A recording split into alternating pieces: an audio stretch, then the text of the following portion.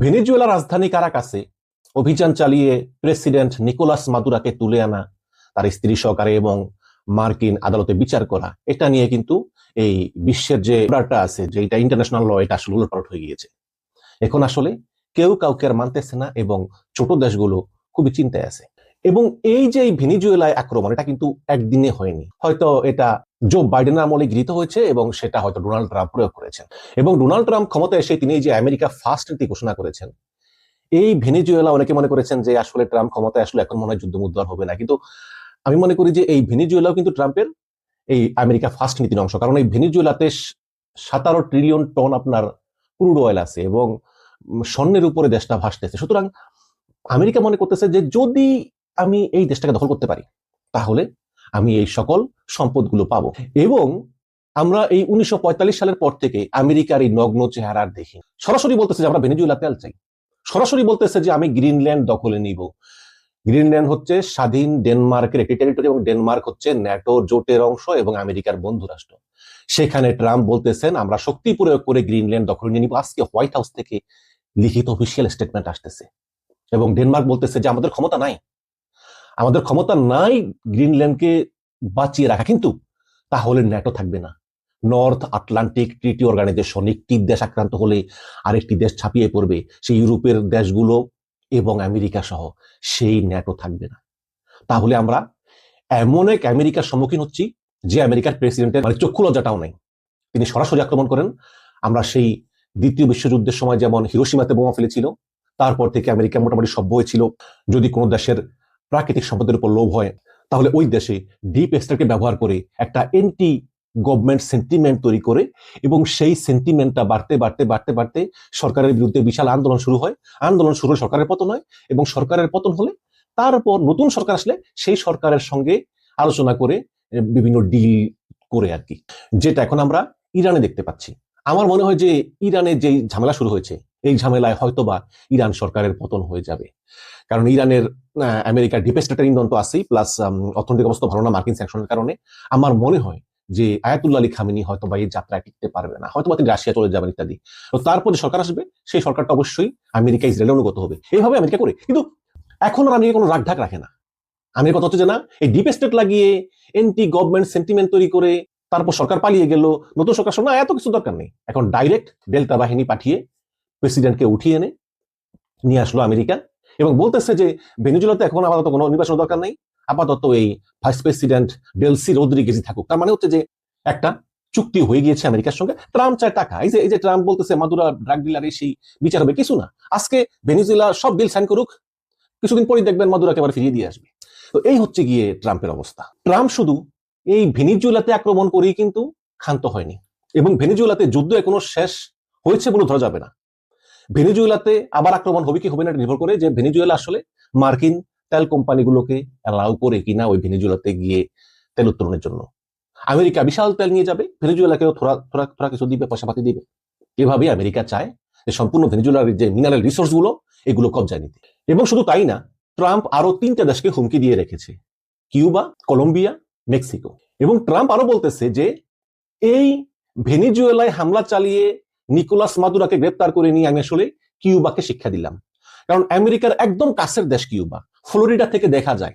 এত কাছের দেশ কিউবা একটি সোশ্যালিস্ট কান্ট্রি, আমেরিকার শত্রু। সুতরাং তাদেরকে আর মেনে নেওয়া হবে না, তাদেরকে শিক্ষা দিতেই মূলত এই ভেনেজুয়েলাকে আক্রমণ। কারণ ভেনেজুয়েলা থেকে তেল সম্পদ, রিসোর্স, বিভিন্ন সব জিনিস কিউবাতে যাওয়া। আপনারা জানেন যে নিকোলাস মাদুরার 32 জন কিউবান দেহরক্ষী ছিল। তিনি কিউবা থেকে দেহরক্ষী এনেছেন, দীর্ঘদেহী, সুঠাম এবং খুব ট্রেনিং প্রাপ্ত। এই 32 জনই মারা গেছে মাদুরাকে যখন উঠিয়ে আনা হয় তখন। এই কিউবানরা কিন্তু বেমানি করেনি, তারা কিন্তু মাদুরার জন্য শেষ পর্যন্ত জীবন দিয়ে তারা চেষ্টা করছে মাদুরাকে সেভ করার জন্য।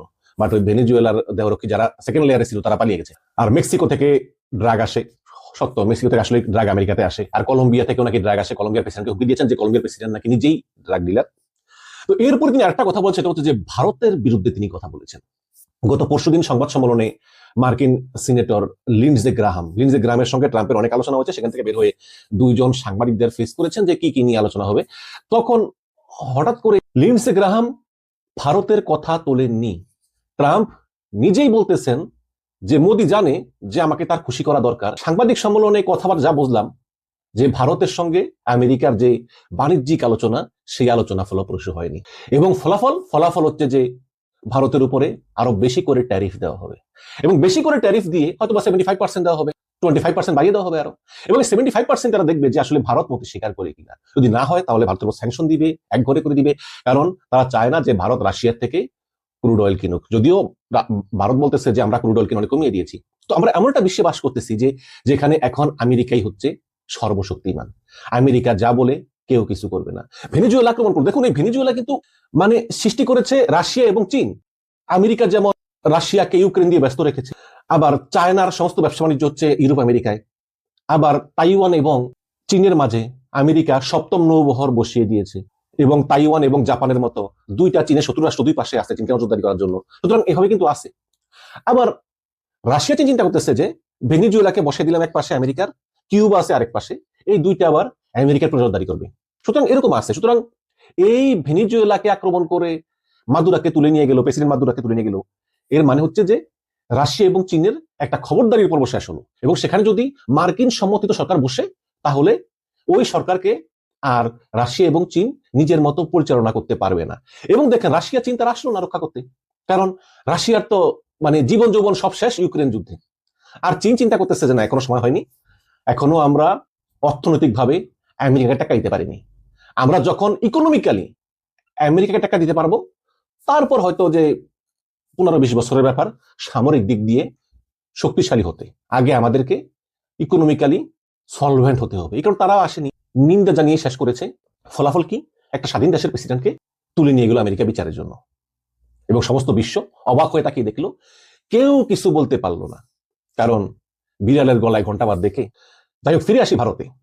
তো আপনারা শুনলেন যে সাংবাদিক সম্মেলনে মার্কিন সিনেটর লিন্ডসে গ্রাহাম তিনি যখন কথা বলতেছিলেন, তার সামনে ট্রাম্প বলেছেন যে মোদি জানে আমাকে তার খুশি করা উচিত, কিন্তু মোদি আমাকে খুশি করেনি, এবং ইন্ডিয়ার উপরেও ট্যারিফ ঘোষণা করা হবে।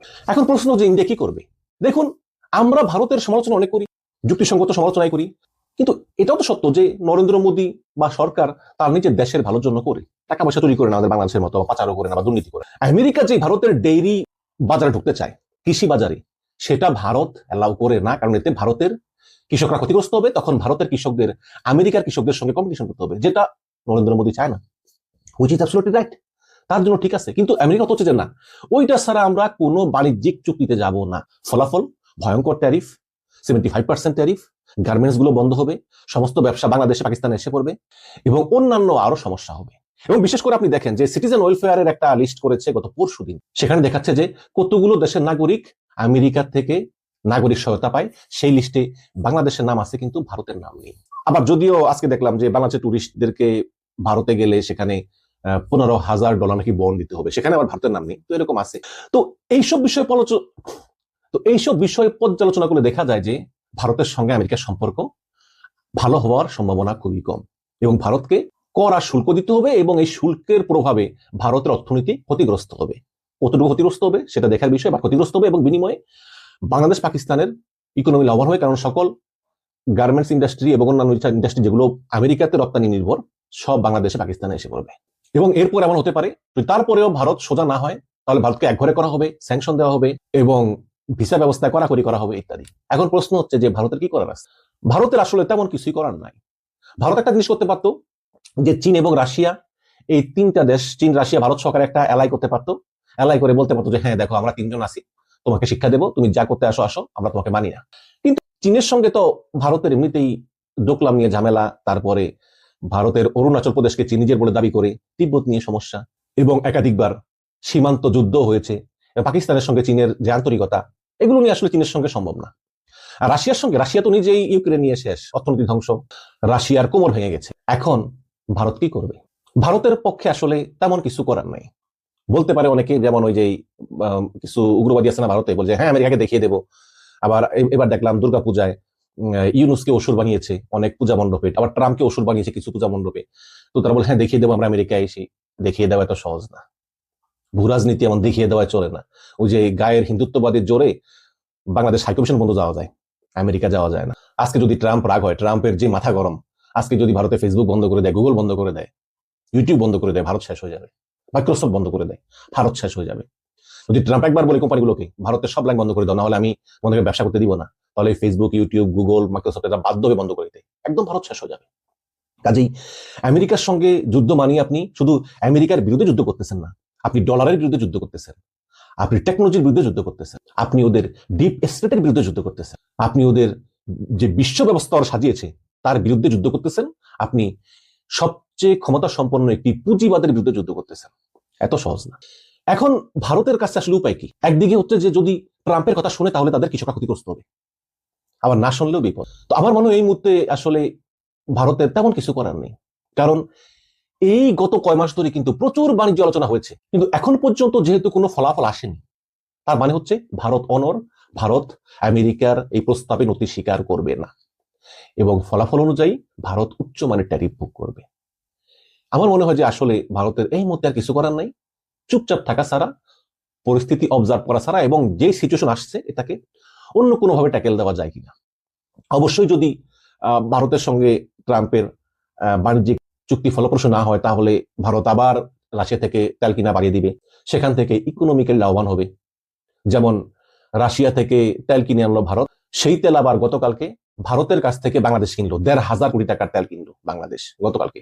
এমনিতেই সরকার মুখে মুখে ভারত বিরোধী, কিন্তু তলে তলে 1,500 কোটি টাকার তেল কিনলো ভারতের রাষ্ট্রায়ত্ত তেল কোম্পানি থেকে গতকালকে বাংলাদেশ কিনলো।